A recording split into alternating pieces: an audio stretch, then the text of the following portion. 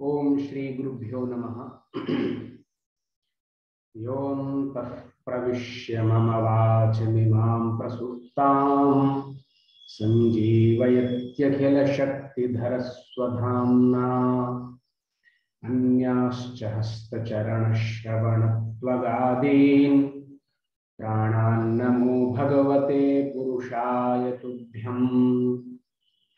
वंशी विभूषितकरान्नवनीरदाभात् पीताम्बरादरुणबिम्बफलाधरोष्ठात् पूर्णेन्दुसुन्दरमुखादरविन्दनेत्रात् कृष्णात् परं किमपि तत्त्वमहं न जाने।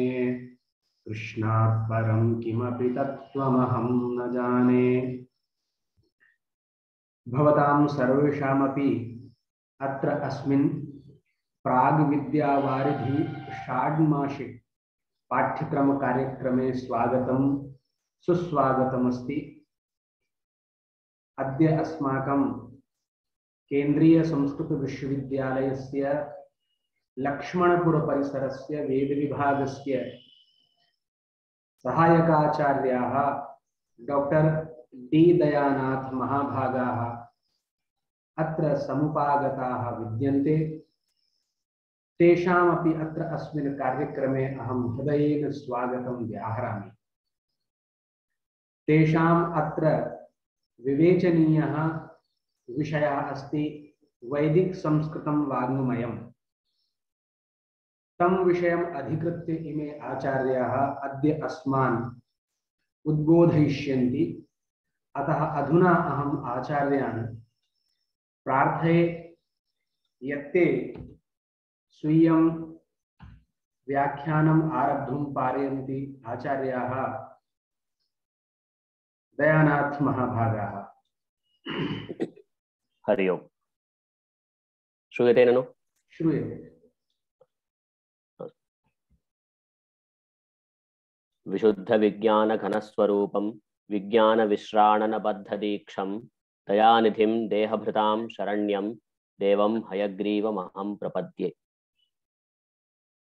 प्राचीसन्ध्या काचिदन्तर्निशायाः प्रज्ञादृष्टेरञ्जनश्रीरपूर्वा वक्त्रीवेदान् भातु मे वाजिवक्त्रा वागीशाख्या वासुदेवस्य मूर्तिः। सर्वेभ्यः प्रणामाः। प्राग्विद्यावारिधि शोधपाठ्यक्रमे समुपस्थितेभ्यः सर्वेभ्यः मदीयानि अभिनन्दनानि। अद्य अस्माभिः विवेच्यः विषयः वर्तते वैदिकसंस्कृतवाङ्मयम् इति। वस्तुतः विषयम् इमं यदा स्वीकृतं तदा मनसि चिन्तितं विषयस्तु अतीव गम्भीरः अपि च विशालः अपि वर्तते। एकहोरायां कियान् विषयः अत्र समावेशयितुं शक्यते इति बहुधा विचिन्त्य कश्चन विषयः अत्र निर्धारितः, येन समग्रस्यापि वैदिकसंस्कृतवाङ्मयस्य एकं तत्त्वम् अस्माभिः अद्य ज्ञातुं शक्यम्। तद्दृष्ट्या अस्माभिः मया तत्र यदि व्याख्यानरूपेण यदि उपस्थापयामि तर्हि कदाचित् मनसि नागच्छति। तद्दृष्ट्या यदा परीक्षादृष्ट्या अपि कश्चन विषयः अवधेयाः भवन्ति। अतः पवर् पायिण्ट् निर्माणम् इति यदस्ति तद् मया कृतं। तद् माध्यमेन अद्य वयं कक्ष्यां पश्यामः।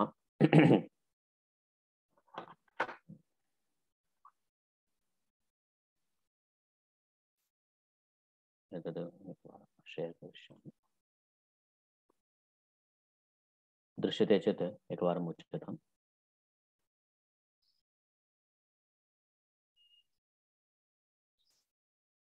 दृश्यते।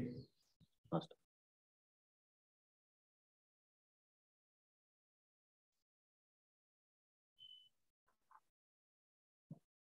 वैदिकसंस्कृतवाङ्मयम्। गभीरे अस्मिन् विषये वयं किञ्चित् अन्तः प्रविशामः। कदाचित् सौकर्यार्थं मध्ये मध्ये हिन्दीभाषया अपि वदिष्यामि, येन सर्वेषामपि सुकरं स्यात् इति धिया। वेदशब्दस्य निष्पत्तिः यथा भवन्तः जानन्ति, विदज्ञाने इत्यस्मात् धातोः ठञ् प्रत्यये कृते निष्पद्यते ज्ञानार्थकः वेदशब्दः इति।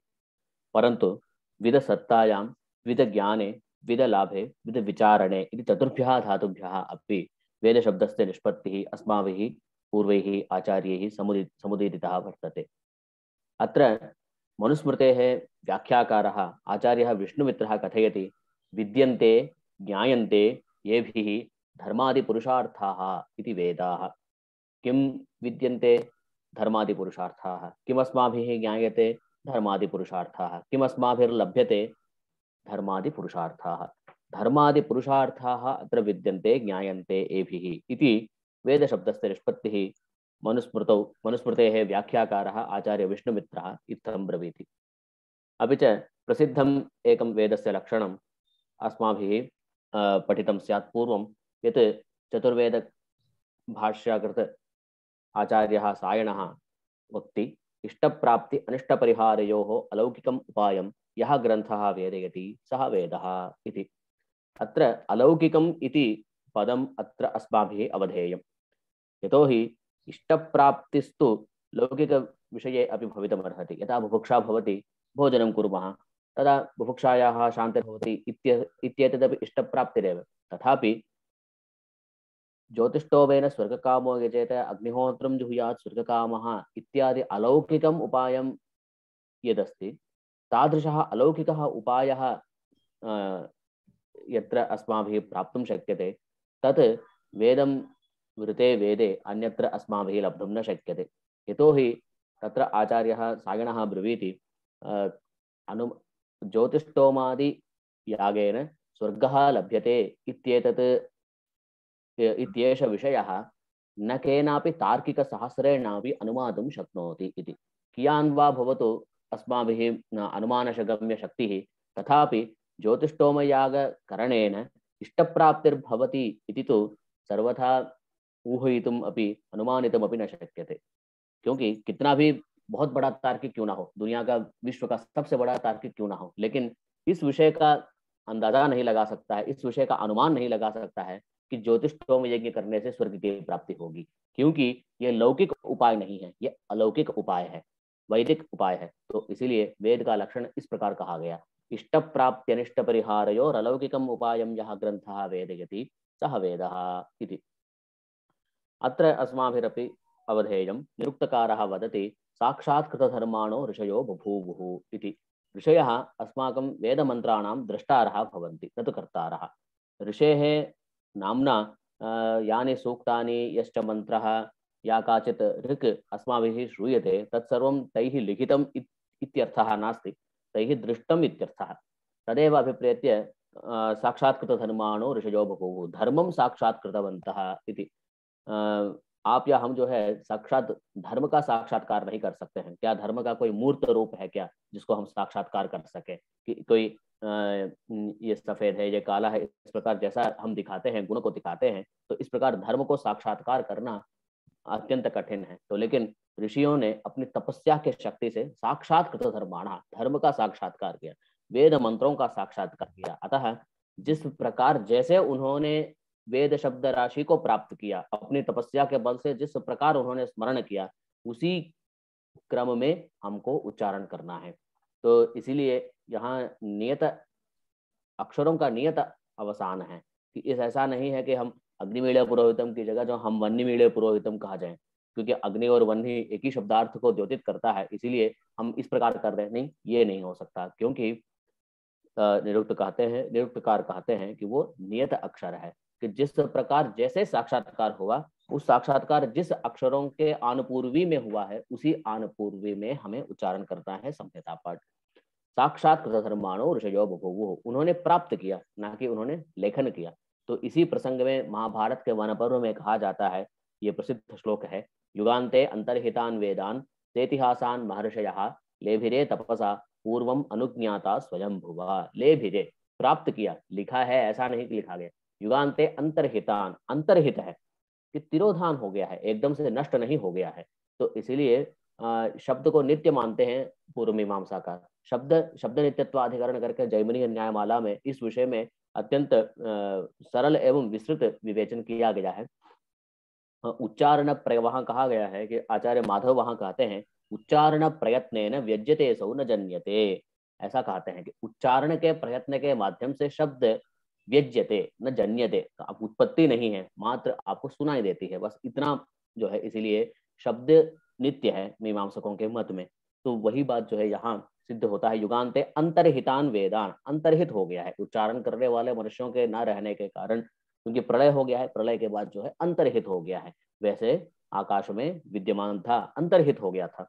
तो इसलिए से इतिहासान महर्षया तपसा, कैसे प्राप्त किया? तपसा, अपने तपस्या के बल से, प्रजापति की अनुज्ञा से उसको, उस शब्द राशि को, उस ज्ञान राशि को, वेद शब्द राशि को उन्होंने प्राप्त किया, पुनः प्राप्त किया। तो इसीलिए जो है हम वेद को नित्य मानते हैं। तो अतः वे पौरुषेय है कि अपौरुषेय है, इस विषय में शास्त्रकारों के बीच में बहुत ही गंभीर विवेचन और गंभीर शास्त्र चर्चा है। लेकिन वेद में प्रामाण्य बुद्धि सभी आस्तिक दर्शनों ने स्वीकार किया है। भले ही वो ईश्वर निर्मित, नैयायिक कहते हैं ईश्वर निर्मित है, लेकिन फिर भी ईश्वर को नित्य है, तो ईश्वर के द्वारा निर्मित वेद भी उनके लिए प्रमाण है। तो इसलिए वेद में प्रामाण्य बुद्धि षड आस्तिक दर्शनों में अवश्य ही है। तो प्रामाण्य बुद्धि के अनुसार ही नास्तिक और आस्तिक का भेद भी कल्पित किया गया। जिसको वेद वाक्य में प्रामाण्य बुद्धि है, आस्था है, वह आस्तिक है। जिसको प्रामाण्य बुद्धि, आस्तिकता नहीं है वेद के वाक्यों में, वो नास्तिक हैं। तो ये शाम वेद वाक्य प्रामाण्य बुद्धि, वेद के वाक्यों में प्रामाण्य बुद्धि, जैसे चार्वाक कहते हैं ना भंड धूर्त निशाचर, वो तो वेद से कर्ता जो है भंड और धूर्त निशाचर हैं, कि अपने जीविका के लिए कुछ प्रलाप मात्र है ये वेद, ऐसा जो है चार्वाक कहते हैं। इसलिए हम उनको नास्तिक कहते हैं। बौद्ध जैन आदि भी नास्तिक इसलिए हो गए हैं क्योंकि वो वेद का अस्तित्व या वेद का प्रामाण्य बुद्धि नहीं स्वीकार करते हैं, इस कारण। तो इसलिए कहा गया है, आचार्य मनु महर्षि कहते हैं नास्तिको वेद निंदा स साधुभिर बहिष्कार्यो नास्तिको वेद निंदकः इति। यहाँ वेद शब्द के अनुपूर्वी में वेद शब्द के ग्रहण से स्मृति आदि भी यहाँ ग्रहण होते हैं, व्याख्याकार हैं वो भी यहाँ अभिप्राय स्मृतियों में है। तो वह नास्तिक, प्रामाण्य बुद्धि जिसकी है वह आस्तिक है, जिसकी प्रामाण्य बुद्धि नहीं है वह नास्तिक है। तो इस प्रकार जो है हमने वेद शब्द राशि का अर्थ, चार धातुओं से निष्पत्ति और वेद शब्द का लक्षण, आचार्य सायण ने एक और लक्षण भी बताया है वेद का, अपौरुषेयम वाक्यम वेदः। ये भी एक, जहाँ इष्ट प्राप्ति अनिष्ट परिहार जो हो अलौकिकम उपायम यह ग्रंथ वेद सह वेदः, ये तो है, ये तैत्तिरीय संहिता के भाष्य भूमिका में है। और अपौरुषेयम वाक्यम वेदः, ये वाक्य भी जो है वेद के लक्षण के अनुरूप ही है, वेद लक्षण ही है। ये ऋग्वेद भाष्य भूमिका में उन्होंने इस लक्षण को फिर से पुनः द्योतित किया। तो ये सब विषय जो है यहाँ मात्र स्पर्श किया है, ताकि एक आइडिया के लिए। तो हम पूर्व मीमांसा शास्त्र में वेद का अपौरुषेयत्व, वेद जो है हमारे मत में अपौरुषेय है, जैसे पूर्व मीमांसा के मत में कह रहा हूँ, पूर्व मीमांसा के मत में वेद अपौरुषेय है। तो इस विषय को जैमिनी न्यायमाला के एक श्लोक के माध्यम से यहाँ विवेचित किया गया है। वह है पौरुषेयम नवा वेद वाक्यम स्यात् पौरुषेयता काठकादि समाख्यानात् वाक्यत्वात् चान्य वाक्यवत्। पहला श्लोक में जो है पूर्व पक्ष कहता है पौरुषेय है कि अथवा आकल संहिता, पैपलाद संहिता इत्यादि ऋषियों के नाम से इसका आख्यान होने के कारण वाक्यत्वात् चान्य वाक्यता, अन्य वाक्यों के कालिदास आदि रघुवंशादि ग्रंथों के जैसे यह वाक्य भी पौरुषेय है। काठकादि समाख्यानात्, काठकम, कालापकम, शाकल शाखा, बाष्कल शाखा इत्यादि शाखायाः नामश्रवणेन ऋषीणां नाम्ना एव तेषां व्यवहारत्वात् ते तानि वाक्यान्यपि रघुवंशादि वाक्यवत् पौरुषेयाः पौरुषेयानि इत्येव अस्माभिः स्वीकर्तव्यम् इति पूर्वपक्षः अत्र वदति।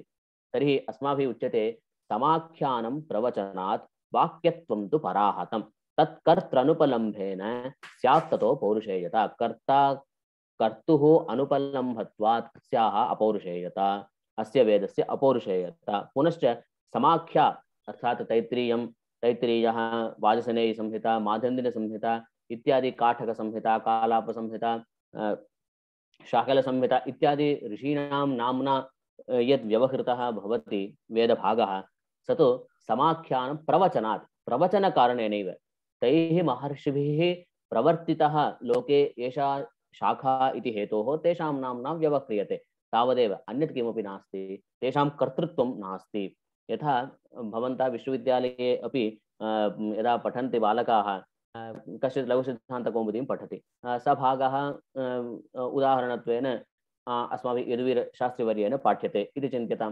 तदा सः किं वदति अद्य परीक्षासमये कश्चित् पृच्छति रे बालक अद्य किं पत्रमस्ति अद्य तु यदुवीरवर्यस्य पत्रमस्ति पत्रं किं यदुवीरनाम्ना भवति वा पत्रं तु लघुसिद्धान्तकौमुद्याः भवति तथापि तैः प्रवचनं क्रियते कक्षायां पाठ्यते स ग्रन्थः इति तेषां नाम्ना झटिति बुद्धौ आगच्छति बालकस्य इति हेतोः प्रवचनबलेन तस्य कर्तृत्वं आरोपयति शास्त्रिवर्याणाम् उपरि तद्वत् अत्र समाख्यानं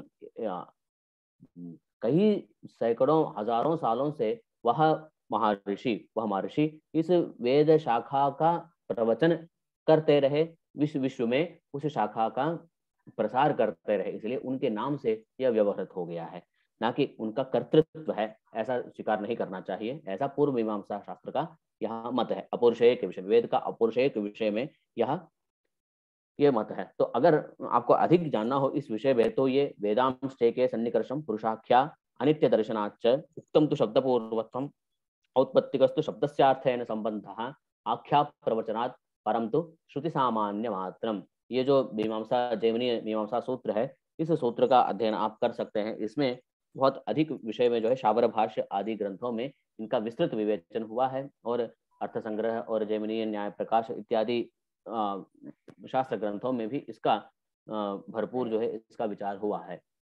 तो इस वेद का अपौरुषेय जो है यहाँ हमने हमारे मत में तो वेद अपौरुषेय है लेकिन कुछ विद्वानों का मानना है कि वेद अपौरुषेय नहीं पौरुषेय है और इसका कुछ रचना काल है। तो परीक्षा की दृष्टि से कुछ इस मत को भी जानना आवश्यक है। एक विद्वान है अविनाश चंद्र जास यह महाशय मानते हैं कि 25 सहस्रवर्षेभ्यः पूर्वं वेदस्य रचना जाता इति ईसवीय पूर्व अर्थात ईसा पूर्व 25,000 साल पहले वेद का लेखन कार्य हुआ था ऐसा कहते हैं। और श्री बाल गंगाधर तिलक जी का मत है कि ईसवी पूर्व 6,000 वर्ष पूर्व जो है इसका लेखन वेद का रचना काल है। तो शंकर बालकृष्ण दीक्षित जी कहते हैं कि ईसवीय पूर्व 3500 साल पहले इस वेद का जो है रचना हुई है ऐसा मानते हैं। और एक पाश्चात्य विद्वान है एच जैकोबी इसको याकोबी भी कहते हैं यह मानते हैं जैकोबी महाशय मानते हैं कि ईसवीय पूर्व 4500 से 2500 साल के बीच में ईसवीय पूर्व इन सब वेदों की रचना हुई होगी ऐसा इनका भी मानना है। और विंटरनिट्ज जो पाश्चात्य विद्वान है जर्मन विद्वान है ये भी मानते हैं कि 2500 वर्ष पहले ईसवीय वर्ष पूर्व में इस वेद का रचना काल हुआ है। और मैक्स मुलर जिनका मत जो है आज सर्वत्र प्रसिद्ध है जबकि स्वयं मैक्स मुलर ने भी स्वयं कह दिया है अंत में कि ये वेद का काल निर्धारण करना बेवकूफ़ी है। तो इसका कोई काल निर्धारण नहीं कर सकता है जो भी काल निर्धारण करने के कर्म में अंतः प्रवेश करेगा अंततो गत्वा उसको सफल नहीं मिलेगा ऐसा अपने मत का स्वयं निराकरण कर दिया। लेकिन कुछ विद्वान जो है इसी मत को पकड़ करके आज भी झूल रहे हैं। यह अत्यंत विडंबना की बात है। मैक्स मुलर ने कहा है प्रोफेसर एफ मैक्स मुलर ने कहा कि ईसवीय पूर्व 1200 वर्ष पहले इस वेद का समस्त वेदों की रचना हुई थी। तो लेकिन अंततो गत्वा ये भी अपने मत का निराकरण कर दिया अपने ग्रंथों में। सेक्रेड बुक ऑफ ईस्ट करके एक ग्रंथमाला है उसके 52 किताब हैं उस ग्रंथ में उस सीरीज में। तो अंततो गत्वा वो भी अपना निर्णय कह दिया है कि ये तो वेद काल निर्धारण मात्र नाथ जी आपकी स्क्रीन हैंग हो गई है शायद एक ही दिख रही है कंटिन्यू एक बार इसको पुनः एक मिनट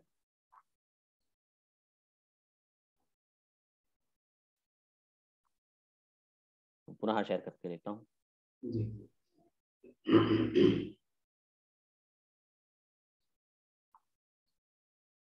प्रथम पृष्ठमेव दृश्यते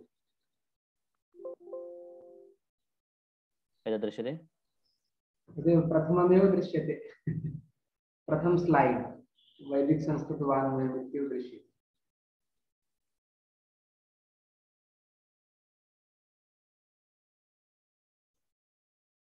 मन्ये हम मत्कृते एव दृश्यते वा सर्वेभ्यः दृश्यते? नॉर्मल मोड इदानीं दृश्यते। आम् विज्ञान इत्यस्मात् धातु इत्येव किल? एवं एवं पूर्वमेव शास्त्रानुसारं वेदस्य अपौरुषेयत्वम्। एवम्। इदानीं मया किम् उक्तं, कतिपय विदुषां वेदस्य कालनिर्धारणम् अविनाश चंद्र दास, बालगंगाधर तिलक, श्री शंकर बालकृष्ण दीक्षित, एच जैकोबी एवं विंटरनिट्स एवं मैक्स मुलर। अत्र मैक्स मुलर यः महाशयः वर्तते तैः स्वयमेव तदेव मतं कतिपय अद्यापि इति अस्माकं स्थितिः चिन्तनीया वर्तते। आस्तां तावत् एषः विषयः तु अतीव विशालः वर्तते। किं कीदृशः विषयः स्वीकृत्य एतैः महाशयैः एभिः महाशयैः तत्र वेदस्य कालस्य निर्धारणं कृतम् इत्यादि विषयस्तु अन्या एव चर्चा वर्तते। इदानीं केवलं एतावत्तु अस्माभिः ज्ञातव्यमेव कैः किम् उक्तम् इति, केन महोदयेन कः कालः निर्धारितः, वेदस्य रचनाकालत्वेन कः कालः एतैः स्वीकृतः इति। तो इदानीं वस्तुतः अस्माकं तु शास्त्रपरम्परायां तु वेदस्य अपौरुषेयत्वं तु पूर्वं सिद्धमेव, यतोहि शब्दनित्यत्वम् अस्माभिः स्वीकृतम्, अतः साक्षात् कृतधर्माणो ऋषयो बभूवुः इत्यादि वचनैः अस्माभिः अत्र वेदस्य अपौरुषेयत्वं वेदस्य नित्यत्वं तु अस्माभिः स्वीकृतं। सायणाचार्यः पुनः तत्र वदति यस्य निश्वसितं वेदाः यो वेदेभ्योऽखिलं जगत् निर्ममे तमहं वन्दे विद्यातीर्थमहेश्वरम् इति आदौ एव वक्ति। यस्य निश्वसितं वेदाः यो वेदेभ्योऽखिलं जगत् निर्ममे, तादृशः शिवः यः परब्रह्मस्वरूपः वर्तते, सः यस्य निश्वासः एव वेदः भवति, येन वेदेन तेन सम्पूर्णचराचरजगतः सृष्टिः कृता, तादृशं परब्रह्माणमहं प्रणमामि इति तैः उक्तं। तत्रापि यस्य निश्वसितं, निश्वासभूताः परमात्मनः निश्वासभूताः वेदाः इति उक्तत्वात् तत्रापि अपौरुषेयत्वम् अनायासत्वेन सृष्टिकर्तृत्वं च तत्र प्रतिपादितम्। अतः वेदस्य अपौरुषेयत्वं तु शास्त्रकारैः अस्माभिः भारतीयैः अङ्गीक्रियते एव, किन्तु कतिपय विदुषः स्वकीय वैदुष्य प्रदर्शनार्थं एषः अपि कश्चन विषयः उत्थाप्य वेदस्य कालनिर्धारणम् इति विषये अपि सम्प्रवृत्य महान् परिश्रमस्तु विहितः, तथापि यः विषयः अपौरुषेयः इति अस्माभिः निर्णीतः तत्रापि कियान् मतभेदाः सन्ति इति पश्यन्तु। कश्चन वदति 25,000 पूर्वं, कश्चित् वदति 200,000 पूर्वम् इति। एतावान् कालभेदः भवति वा? यदि कश्चन ग्रन्थः लिखितः चेत् 100 संवत्सराः भवितुम् अर्हन्ति अन्तरालः। किम् एतावान् 25,000 वर्षं कुत्र अस्ति, 200,000 कुत्र अस्ति? अतः अत्रापि किमपि समीचीनः निर्णयः एषः इति वक्तुं न शक्यते। अतः अनेन सिद्धं यत् वेदः अपौरुषेयः इत्येव अस्माभिः स्वीकरणीयम् इति शास्त्रकाराणां मतम् अस्माभिः अनुसर्तव्यम्। अस्तु, वयम् इदानीं क्रमेण ऋग्यजुस्साम अथर्व इति चतुर्णां वेदानां विषये किञ्चित् लेशमात्रम् अस्माभिः ज्ञानं प्राप्तुं प्रयासं कुर्मः। तत्र ऋग्वेदस्य परिचयविषये अस्माभिः वक्तव्यं यत् ऋक् शब्दस्य कोऽर्थः इति। ऋच्यते स्तूयते अनया इति ऋक्, अर्थात् स्तुतिपरकमन्त्राणां नाम ऋक् इति भवति। यतोहि ऋक् मन्त्रेणैव देवतानां स्तुतिः भवति। यजुर्मन्त्रेणापि भवति, स विषयः भिन्नः, तथापि ऋक् मन्त्रेण अधिका स्तुतिर्वर्तते इति हेतोः ऋच्यते स्तूयते अनया। देवविशेषः, तस्याः स्तुतिः देवविशेषस्य प्रकृतिविशेषस्य स्तुतिर्भवति इति ऋच्यते स्तूयते अनया इति ऋक् शब्दस्य व्युत्पत्तिः। ऋक् शब्दः स्त्रीलिङ्गः वर्तते, अनया इति ऋक् इति ऋक्। ऋचां बाहुल्यात् ऋग्वेदः, ऋग्वेदस्य ऋग्वेद इति नाम किमर्थं संपन्नम् इत्युक्ते ऋचां बाहुल्यात् ऋग्वेदः, ऋचाओं की अधिकता इसमें है। यजुर्वेद में भी ऋक् मंत्र है लेकिन बहुत कम है, अत्यंत यदि परसेंटेज में गिनेंगे तो 10% भी जो है 10% से ज्यादा अधिक नहीं होगा यजुर्वेद के मंत्रों में।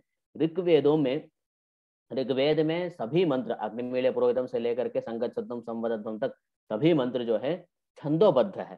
छंदोबद्ध मंत्र को ऋक् कहते हैं और ऋक् शब्द का अर्थ है स्तुति। तो ऋचाम बाहुल्यात, ऋचाओं के बहुलता होने के कारण इसको ऋग्वेद कहा जाता है। तो ऋग्वेद के आज उपलभ्यमान जो 2 शाखाएं हैं वह है शाकल शाखा एवं अन्यत्र अन्यत्र जो है बाष्कल शाखा है। 2 शाखा आज प्रचलित है, लेकिन बाष्कल शाखा के पाठक अधिकतर उपलब्ध नहीं है। आज जो भी हमें ग्रंथ देखने को मिलता है ऋग्वेद के नाम से वो शाकल संहिता ही है। इसीलिए मंडल क्रम विभाग और अष्टक्रम विभाग ये दोनों का प्रतिपादन हमने यहाँ शाकल शाखा के अनुसार ही किया है, क्योंकि जो शाखा आज सर्वाधिक प्रचलित है उसी शाखा के आधार पे यहाँ मेरे विवेचन किया है।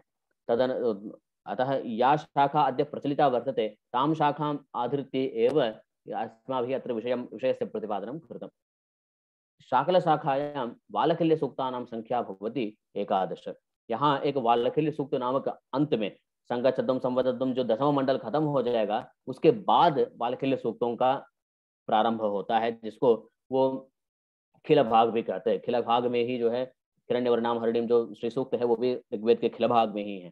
तो खिल भाग भी जो है इसके अत्यंत महत्वपूर्ण है और खिल भाग में जो वालकल्य सूक्तों की संख्या है वो 11 है।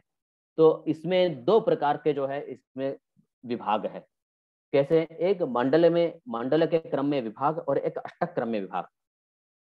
सभी जो जानते हैं सभी के लिए जो आसान जो तरीका है वो मंडल क्रम है, इसमें मंत्रों को ढूंढना अत्यंत आसान है। लेकिन अष्टक क्रम में वही ढूंढ सकता है जो ऋग्वेद का अध्ययन किया हो। तो ये अध्ययन परंपरा में अर्थात जो पाठशाला आदि में जो छात्र अध्ययन करते हैं वो अष्टक के क्रम में वो अध्ययन करते हैं। बाद में वो मंडल क्रम जो है वो बाद में अपने आप जान लेते हैं। लेकिन हमें जैसे ऋग्वेद का हमने अध्ययन नहीं किया है तो हमको अष्टक क्रम में मंत्रों को ढूंढना बहुत कठिन होगा, क्योंकि अष्टक क्रम और मंडल क्रम में बहुत भेद है। तो मैं भी बताऊंगा। हमें मंडल क्रम में पूरे 10 मंडल हैं ऋग्वेद में, और मंडल के बीच में भी एक अवांतर भाग है जिसको कहते हैं अनुवाक, और अनुवाक के अंतर्गत सूक्त है। तो 10 मंडल है और 85 अनुवाक है और 1117 इसमें सूक्त है। अगर सूक्तों की संख्या बदल सकती है तो देखिए, क्योंकि वालखिल्य सूक्तों को गिनेंगे तो 1028 और वालकल्य सूक्तों को नहीं गिनते हैं तो 1017 मंत्र है। तो 1017 प्लस 11 हो जाएंगे। तो वालकल्य सूक्तों को कुछ आचार्य गिनती में लेते हैं और कुछ आचार्य नहीं लेते हैं। तो इसके कारण जो है सूक्तों की संख्या में 11 संख्या अधिक या कम जो है दिख सकता है। तो और उसके बाद अष्टक क्रम में 8 अष्टक है। अष्टक मतलब 8 है, तो अष्टक मतलब 8 अष्टक हैं और 8 अष्टकों के अंतर्गत जो अवांतर भाग है वह है अध्याय। मंडल क्रम के अंतर्गत जो विभाग है वो अनुवाक है, अष्टक क्रम के अंतर्गत जो विभाग है वो अध्याय है। तो इसमें वर्ग है, उसमें सूक्त है मंडल क्रम में विभाग में, लेकिन अष्टक क्रम के विभाग में वर्ग है। वर्ग 2006 वर्ग, और वालकल्य सूक्तों को भी गिनेंगे तो 2024 वर्ग। वर्ग का मतलब क्या है? 10 वाक्यों का एक वर्ग बनता है। अग्निमीले पुरोहितम से जब गिनेंगे, अगर 10 वाक्य जहां खत्म हो गया वहां एक वर्ग समाप्त हो गया। अग्निमीले पुरोहितम यज्ञ सदैव मृत्युजम होतारम रत्नधातम 2 वाक्य है। तो ऐसे गिनते जाएंगे, जहां 10 वाक्य खत्म हो गया वहां एक वर्ग समाप्त हो गया। क्योंकि अध्ययन के क्रम में जब गुरु में पाठशाला में जब हम आवृत्ति लगाते हैं तो मंडल क्रम के विभाग में हम आवृत्ति नहीं लगा सकते हैं, ये बहुत बड़ा होगा। क्योंकि एक एक सूक्त में एक एक अनुवाक में 20 कभी 20 हो सकते हैं, कभी 30 हो सकते हैं, कभी 100 हो सकते हैं। तो 100 या 20 संख्याओं में मंत्रों को आवृत्ति लगाना अत्यंत कठिन है। तो इसीलिए अष्टक क्रम के विभाग को अपनाते हैं जो अध्ययन करते हैं, क्योंकि 10-10 वाक्यों का अध्ययन करना छात्रों के लिए आसान होगा। 50-50 वाक्यों का या फिर 100 वाक्यों का एक साथ अध्ययन करना अत्यंत कठिन हो सकता है। इसलिए अष्टक क्रम के विभाग में ही जो है अध्ययन परंपरा चलती है। तो वर्ग है, उसमें वर्ग का मतलब 10 वाक्यों का एक वर्ग है। लेकिन सूक्त के अंतर्गत कितने वाक्य होंगे ये कहना असंभव है। अग्नि सूक्त में कम हो सकता है, इंद्र सूक्त में ज्यादा हो सकता है, पवमान सूक्त में अत्यधिक हो सकता है। तो इसलिए वाक्यों की संख्या में उससे कोई लेना देना नहीं है। सूक्तों में उस देवता का मंत्र जहां समाप्त होगा तब तक वो सूक्त चलता रहेगा। जैसे प्रथम मंडल में ही प्रथम ही जो मंत्र है वो अग्नि सूक्त से ही शुरू होता है, अग्निमीले पुरोहितम से। तो वाक्यों का कोई गारंटी नहीं है वहां। लेकिन वर्ग में 10 वाक्य जहां जो खत्म हुआ, अगर मंत्र समाप्त भी नहीं हुआ हो, आधा मंत्र ही हुआ हो, अगर गायत्री छंद है तो ठीक है, 2 वाक्यों में जो है एक ऋचा एक ऋक संपन्न हो जाएगा। अगर त्रिष्टुप है, जगती है, इन सब बड़े बड़े जब छंद है, अति जगती है, अति शक्वरी है इत्यादि छंदों में, जब इन सब छंदों में जब वाक्य आता है, फिर भी 10 वाक्य जहां खत्म हुआ वहां एक वर्ग समाप्त मान लिया जाएगा, क्योंकि आवृत्ति के लिए यही सबसे आसान है। तो इसलिए मंडल क्रम और अष्टक क्रम दोनों क्रम में इसका विभाग किया गया है ऋग्वेद का। तो अब क्या ऋग्वेद के 2 ही शाखाएं थी? तो नहीं, ऋग्वेद के 21 शाखाएं थी। महाभाष्यकार पतंजलि कहते हैं एक विंशतिदा बाह्कृत्यम, तो कहते हैं ऋग्वेद के 21 शाखाएं थी। तो उस जमाने में 21 शाखाएं थी, तो आज जो है हमें संपूर्ण रूपेण जो संहिता उपलब्ध है वो मात्र शाकल शाखा ही है। तो भास्कर शाखा भी आजकल उपलब्धमान है। अभी भास्कर शाखा बहुत दिन से प्रकाशन भी नहीं हुआ था। अभी जो है महर्षि सांदीपनि राष्ट्रीय वेद विद्या प्रतिष्ठान से भास्कर शाखा का प्रकाशन हो गया है। तो लेकिन पाठक जो है उसके अत्यंत विरल ही हैं। ये भी एक चिंतनीय विषय है, शोचनीय विषय है। तो खैर 21 शाखाओं में से कम 2 तो बचा, तो 2 शाखाएं जो है आज उपलब्ध है और उसके पाठक जो हैं शाकल शाखा के ही उपलब्ध हैं। तो इसका जो जैसे वेद का मतलब, ऋग्वेद का मतलब, उसमें भी विभाग होता है, संहिता, ब्राह्मण, आरण्यक, उपनिषद। तो इसका जो ब्राह्मण है, वस्तुतः जितनी शाखाएं थी उतने ब्राह्मण उतने आरण्यक होने चाहिए, लेकिन इतना है नहीं। बहुत आरण्यक की संख्या तो गिने चुने ही हैं, 6-7 आरण्यक ही उपलब्ध हैं, और उपनिषद भी कुछ ही संख्याओं में उपलब्ध है। जो 10 उपनिषद है वो तो है ही, इसके अलावा भी कुछ उपनिषद ही हमें उपलब्ध होते हैं। तो ब्राह्मण जो है, इसका ऋग्वेद का जो ब्राह्मण है वह ऐत्रेय ब्राह्मण है, और दूसरा एक ब्राह्मण है शांखायन ब्राह्मण। शांखायन ब्राह्मण का ही अपर नाम है कौशितकी ब्राह्मण। दोनों नाम से व्यवहार होता है शांखायन ब्राह्मण का। शांखायन ब्राह्मणम इति नाम्ना व्यवहारः भवति, पुनश्च तस्यैव ब्राह्मणस्य शांखायनस्य ब्राह्मणस्यैव कौशितकी ब्राह्मणम इत्यपि व्यवहारः भवति। अतः उभयथापि चलति। परीक्षायां यदि कदाचित् पृच्छन्ति शांखायन ब्राह्मणं कस्य वेदस्य अथवा कौशितकी ब्राह्मणं कस्य वेदस्य, इस प्रकार के प्रश्न आते हैं, बात एक ही है। शांखायन ब्राह्मण, कौशितकी ब्राह्मण एक ही ब्राह्मण ग्रंथ का नाम है। तो इसका आरण्यक है, एक ही आरण्यक उपलब्ध है जिसको ऐत्रेय आरण्यक, ऐत्रेय ब्राह्मण का ही अंतिम भाग है ऐत्रेय आरण्यक, और ऐत्रेय आरण्यक का अंतिम भाग है उपनिषद, जो ऐत्रेय उपनिषद के नाम से जाना जाता है। तो ऋग्वेद के 3 उपनिषद ग्रंथ जो है मुख्य रूप से हमें प्राप्त है, वह है ऐत्रेय उपनिषद, कौशितकी उपनिषद, बाष्कल मंत्रोपनिषद। बाष्कलोपनिषद भी कहा जाता है अथवा बाष्कल मंत्रोपनिषद भी कहा जाता है। तो 3 उपनिषद जो है इसका उपलब्ध है। और इसका जो श्रौत सूत्र है वह आश्वलायन श्रौत सूत्र और शांखायन श्रौत सूत्र। ये आश्वलायन महर्षि जो है शौनक महर्षि के शिष्य हैं, ऐसा विद्वानों का मानना है। आश्वलायन श्रौत सूत्र जो आश्वलायन जो महर्षि हैं, आश्वलायन गृह्य सूत्र जिनका है, वो आश्वलायन महर्षि शौनक के शिष्य थे।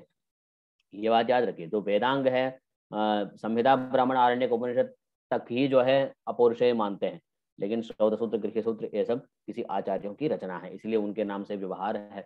आश्वलायन श्रौत सूत्र अर्थात आश्वलायन महर्षि के द्वारा प्रणीत होगा। शांखायन श्रौत सूत्र, शांखायन श्रौत सूत्र भी महर्षि के द्वारा ही प्रणीत है। तो ये सब पौरुषेय है, श्रौत सूत्र आदि जो है सब पौरुषेय है। और इसका ऋग्वेदियों का जो गृह्य सूत्र है वह आश्वलायन गृह्य सूत्र, शांखायन गृह्य सूत्र और कौशितकी गृह्य सूत्र। आज सर्वाधिक प्रचलित जो गृह्य सूत्र है जिसके आधार पर कर्म किए जाते हैं ऋग्वेदियों का, वो आश्वलायन गृह्य सूत्र है। समस्त भारत में बहुत से ऋग्वेदी जो है आश्वलायन गृह्य सूत्र को मानते हैं, लेकिन शांखायन गृह्य सूत्र भी के अनुयायी भी हैं और कौशितकी गृह्य सूत्र के अनुयायी भी हैं, लेकिन बहुत कम मात्रा में है जहां तक मैं समझता हूँ। और ऋग्वेद का धर्म सूत्र है वासिष्ठ धर्म सूत्र। इसमें 30 अध्याय है, बहुत बड़ा है ये धर्म सूत्र। धर्म सूत्र ग्रंथों में ही ये वासिष्ठ धर्म सूत्र बहुत विशालकाय है और विषय प्रतिपादन की दृष्टि से यह अत्यंत महत्वपूर्ण भी है, ऐसा भी कहा जाता है।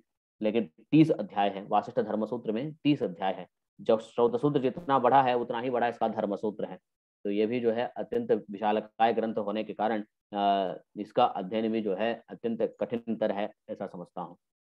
तो अब आते हैं यजुर्वेद के विषय में। जो ज़्यादातर सर्वाधिक में जो यजुर्वेद के अध्यायी जो हैं, यजुर्वेद शाखा अध्यायी हैं, वो अधिक हैं भारत में। तो उसमें यजुर्वेद में भी 2 भाग हैं कि 2 संप्रदाय चलते हैं यजुर्वेद के। एक संप्रदाय है ब्रह्म संप्रदाय और दूसरा संप्रदाय है आदित्य संप्रदाय। यजुर्वेद के 2 संप्रदाय है, एक ब्रह्म संप्रदाय और आदित्य संप्रदाय। ब्रह्म संप्रदाय के अंतर्गत आता है कृष्ण यजुर्वेद और आदित्य संप्रदाय के अंतर्गत आता है शुक्ल यजुर्वेद। तो कृष्ण यजुर्वेद के 85 शाखाएं हैं, 85, जो 100 अध्वर्य शाखा महाभाष्यकार पतंजलि कहते हैं। 100 शाखाएं हुआ करती थी यजुर्वेद के, उसमें 85 कृष्ण यजुर्वेद का है और 15 जो है शुक्ल यजुर्वेद का है। 15 कृष्ण यजुर्वेद का, 15 शुक्ल यजुर्वेद का और 85 कृष्ण यजुर्वेद का, दोनों मिला करके 100 शाखा यजुर्वेद के हो गए। तो इसी महाभाष्यकार पतंजलि कहते हैं 100 अध्वर्य शाखा। अध्वर्य शाखा मतलब यजुर्वेद। यजुर्वेद का एक और नाम है अध्वर्युवेद। अध्वर्युवेद भी जो है यजुर्वेद का ही पर्यायवाची है। तो ये कृष्ण और शुक्ल नामकरण क्यों हुआ, इसका तो पौराणिक कथा तो सब जानते होंगे।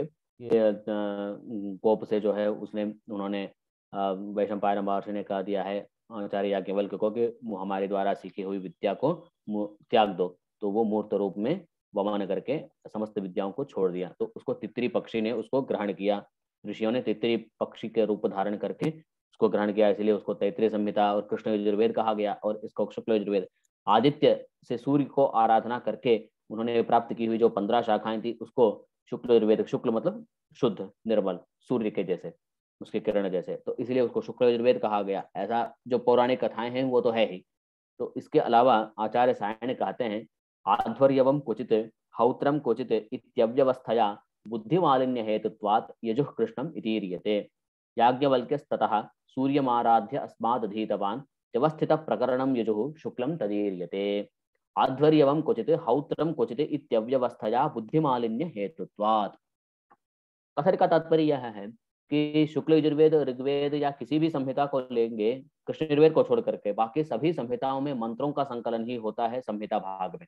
लेकिन कृष्ण यजुर्वेद में एक वैचित्र्य है कि संहिता भाग में ब्राह्मण भाग भी मिला है, संहिता भाग में आरण्यक भाग भी मिला है, संहिता भाग में कभी कभार ऐसे हौत्र भी मिला है, याजमान भी मिला है। तो यज्ञ प्रकरण में सभी विषयों का एक प्रकार से कहिए खिचड़ी बन गया है। तो ये जो संहिता भाग है कृष्ण यजुर्वेद का, ये थोड़ा सा खिचड़ी टाइप का है। तो इसमें बीच में ब्राह्मण भी है और कोई व्यवस्थित प्रकरण भी नहीं है। दर्श पूर्णिमा से शुरू हो जाएगा संहिता के भाग में, लेकिन प्रथम ही अध्याय में कुछ मंत्रों के बाद जो है सोमयज्ञ शुरू हो जाएगा। सोमयज्ञ शुरू होते होते फिर अंत में जाकर के उसी अध्याय में पाक यज्ञ शुरू हो जाएगा। पाक यज्ञ शुरू होते होते फिर तुरंत जो है राजसूय यज्ञ शुरू हो जाएगा। तो राजसूय यज्ञ आते आते काम्यष्टियां शुरू हो जाएंगी। तो इस प्रकार जो है कुछ व्यवस्थित प्रकरण नहीं है। कृष्ण यजुर्वेद में सभी जो है उलट पुलट है।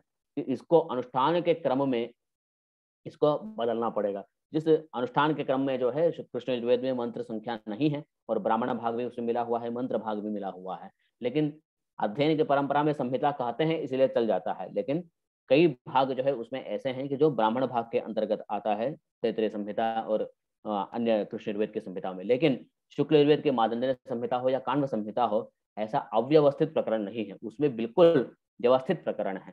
और दर्श पूर्णिमा से शुरू होगा, फिर अग्न्याधान होगा, अग्न्याधान के बाद अग्निहोत्र का जो है मंत्रोपदेश होगा, अग्निहोत्र के बाद जो है सोमयज्ञ शुरू होगा, सोमयज्ञ के बाद जो है एक एक करके अग्निचयन शुरू होगा, अग्निचयन के बाद जो है शतरुद्रीय शुरू होगा, शतरुद्रीय के बाद जो है धीरे धीरे क्रम से क्रम फिर वाजपेय है, फिर राजसूय है, फिर अश्वमेध है, फिर अंत में संहिता भाग में अंत में ईशावास्योपनिषद है। तो मतलब एक क्रम है, उसमें कहीं भी ब्राह्मण भाग का मिलावट नहीं है, उसमें खिचड़ी नहीं है, एक व्यवस्थित प्रकरण है। इसीलिए बुद्धि मालिन्य की संभावना ही नहीं है, इसलिए उसको शुक्ल कहा गया है। इसलिए इसको बुद्धि मालिन्य हो सकता है शुरुआत में अध्ययनकर्ताओं को, इसलिए इसको कृष्ण कहा गया है। ये भी व्यवस्थित प्रकरण होने के कारण वह शुक्ल है, ये अव्यवस्थित प्रकरण होने के कारण यह कृष्ण है। ये एक जो है एक नई दृष्टि जो है आचार्य सायण ने हमें प्रदान की। तो इसमें भी देखते हैं, सबसे पहले इसमें कृष्ण यजुर्वेद की जो शाखाएं हैं उसके बारे में देखते हैं। तो कृष्ण यजुर्वेद के जो 4 जो शाखाएं आज उपलब्ध है, उसमें एक पहला जो है तैत्तिरीय शाखा, जिसमें तैत्तिरीय संहिता में 7 कांड है, 44 प्रपाठक है, 44 प्रपाठक हैं तैत्तिरीय शाखा में, तैत्तिरीय शाखा के तैत्तिरीय संहिता में। और तैत्तिरीय ब्राह्मण में 3 अष्टक हैं और 36 प्रपाठक हैं। और तैत्तिरीय उपनिषद में 3 प्रपाठक हैं। इसमें भी अनुवाद का विधान है, लेकिन समय के अभाव से मैं केवल प्रपाठकों का ही नाम संख्या गिन रहा हूँ। और इसके तैत्तिरीय शाखा के अंतर्गत कृष्ण यजुर्वेद के जो सूत्र हैं, श्रौत सूत्र हैं।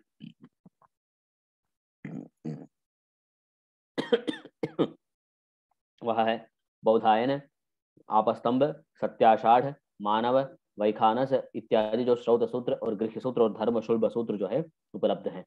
जो कल्प वेदांग है, जो षड वेदांग है, उसमें शिक्षा, कल्प, व्याकरण, निरुक्त, छंद, ज्योतिष जो है, उसमें जो कल्प वेदांग है उसके 4 भाग है। 4 भाग श्रौत, गृह्य, धर्म और शुल्ब सूत्र। उसमें जो शुल्ब सूत्र है वो मात्र यजुर्वेद के ही उपलब्ध होंगे। दोनों बाकी तीनों वेदों का शुल्ब सूत्र नहीं है, केवल यजुर्वेद का ही जो है शुल्ब सूत्र उपलब्ध होता है। और सायणाचार्य जो है, जो चारों वेदों के भाष्यकर्ता जिनको माना जाता है, वह सायणाचार्य जो है तैत्तिरीय संहिता का ही प्रथम जो है भाष्य किए हैं, क्योंकि वो तैत्तिरीय शाखा के अध्यायी थे, इसलिए तो शाखा होने के कारण इसकी व्याख्या की है, सबसे पहले इसका भाष्य लिखा है। तो आचार्य सायण कहते हैं, भित्ति स्थानीय यजुर्वेद, चित्र स्थानीय इतरो। याज्ञिक परंपरा में यजुर्वेद के बिना कर्म का स्वरूप ही निष्पत्ति नहीं हो सकता है, कर्म स्वरूप ही संपादन नहीं किया जा सकता है। इसलिए समस्त क्रियाकलाप जो है अध्वर्यु को करना पड़ेगा, और अध्वर्यु के सभी क्रियाकलाप जो है यजुर्वेद में वर्णित है, इसीलिए इसको अध्वर्यु वेद भी कहा गया है। और ये जो यजुर्वेद है वो भित्ति स्थानीय है, और बाकी तीनों वेद जो है इतर जो है वेद है वह चित्र स्थान है। और इसमें यजुर्वेद में भी जो है तैत्तिरीय शाखा में भी खिल भाग है, जिसको याज्ञिक उपनिषद और महानारायण उपनिषद कहा जाता है। तो महानारायण उपनिषद तो है तैत्तिरीय संहिता का ही खिल भाग है, और महानारायण उपनिषद में द्रविड़ पाठ, कर्नाटका पाठ, आंध्र पाठ इत्यादि पाठ भेद जो है इसमें उपलब्ध हैं। ये गंभीर विषय है, तो मात्र इतना जानना ठीक रहेगा कि याज्ञिक उपनिषद अथवा महानारायण उपनिषद जो है वो कृष्ण यजुर्वेद के तैत्तिरीय शाखा का खिल भाग है। तो इसका जो दूसरी जो शाखा है वह है कठ शाखा। कठ शाखा का जो है 3 भाग है। प्रथम भाग का नाम इठिमिका है, द्वितीय भाग का नाम मध्यमिका है, और तृतीय भाग का नाम उरिमिका है। तो विचित्र नाम है जानता हूं, लेकिन फिर भी ये पाठ परंपरा में इसी नाम से यह प्रसिद्ध है। इठिमिका, मध्यमिका, उरिमिका 3 जो है इसका भाग है। तो इठिमिका में 18 स्थानक है, मध्यमिका में 12 स्थानक है, और उरिमिका में 10 स्थानक है। तो 18 + 12 + 10 पूरे जो है आहत्य 40 स्थानक है। स्थानक मतलब अध्याय का ही पर्यायवाची है, तो इसमें 40 स्थानक है। और इसमें जो चतुर्थ जो भाग है, 3 भाग है, इठिमिका, मध्यमिका, उरिमिका। उसके अलावा जो चौथा जो भाग है वो स्वतंत्र है, जिसको अश्वमेध भाग कहा जाता है। इसमें 13 उपविभाग भी हैं, जिसको अनुवचन भी कहते हैं। तो ये सब जो है अन्य विषय है। अब इसमें काठक संहिता में एक विशेष बात यह है कि काठक संहितायां कंपस्वरः नास्ति। कृष्णयजुर्वेदस्य तैत्तिरीय संहितायाम् अपि भवति, शुक्लयजुर्वेदस्य मादन्य संहितायाम् अपि कंपस्वरः भवत्येव, किन्तु यजुर्वेदे काठक संहितायां कंपस्वरः न भवति इति अत्र विशेषः भवति। तैत्तिरीय संहितावत् अत्र मंत्रब्राह्मण भागस्य मिश्रणत्वात् इयमपि कृष्णयजुर्वेदस्य अन्य शाखावत् एषा अपि शाखा मिश्रणं वर्तते। अस्यां शाखायाम् अपि अस्यां संहितायाम् अपि मंत्रब्राह्मणात्मक भागस्य मिश्रणम् अस्माभिः द्रष्टुं शक्यते। कठशाखायाः पाठकाः बहवः आसन् पूर्वकाले, अतएव महाभाष्ये अस्माभिः श्रूयते ग्रामे ग्रामे काठकं कालापकं च प्रोच्यते इति। प्रत्येक गांव में जो है काठक संहिता का पाठ हुआ करता था। तो इसका मतलब जो है काठक संहिता का प्रचार प्रसार बहुत ही अधिक था पूर्व में। लेकिन अद्यत्वे अस्माभिः कठशाखायाः अपि पाठकाः विरलाः एव भवन्ति। कठशाखायाः मूलरूपेण ये पाठकाः सन्ति ते कश्मीरी पंडिताः सन्ति। ये कश्मीरी पंडिताः सन्ति ते सर्वे कठशाखीयाः एव। तेषां स्वशाखा कठशाखा भवति। मैत्रायणीय शाखा तृतीया शाखा वर्तते अस्य कृष्णयजुर्वेदस्य, सा भवति मैत्रायणीय शाखा। मैत्रायणीय शाखायां प्रथम मध्यम उपरि खिलाः इति 4 भागाः। अत्र प्रथमकाण्डे 11, मध्यमकाण्डे 13, उपरिकाण्डे 16, खिलकाण्डे 14 इत्याहत्य 54 प्रपाठकाः अत्र भवन्ति। कत्र मैत्रायणीय शाखायाः संहितायां मैत्रायणीय संहिता इति यस्य व्यवहारः भवति तत्र। अन्यद् वर्तते चतुर्थी शाखा या वर्तते, सा अस्ति कपिष्ठलकठशाखा। ऐसा शाखा अपूर्णाय भवति। ये शाखा पूरा उपलब्ध नहीं है, अपूर्ण है, आधा ही उपलब्ध है, ऐसा विद्वान मानते हैं। ऋग्वेद के जैसे इसमें अष्टक विभाग हुआ करता था, ऐसा विद्वानों का मानना है। तो ये शाखा अपूर्ण होने के कारण इसमें कितने अध्याय थे, कितने स्थानक थे, यह कहना जो है कठिन है, क्योंकि जब संपूर्ण उपलब्ध होगा तभी जो है विषय वर्ग का संख्या का निर्धारण हो सकता है। जब अपूर्ण है तो उसका संख्या निर्धारण करना कठिन हो जाता है। तो ये इस प्रकार जो है, इस प्रकार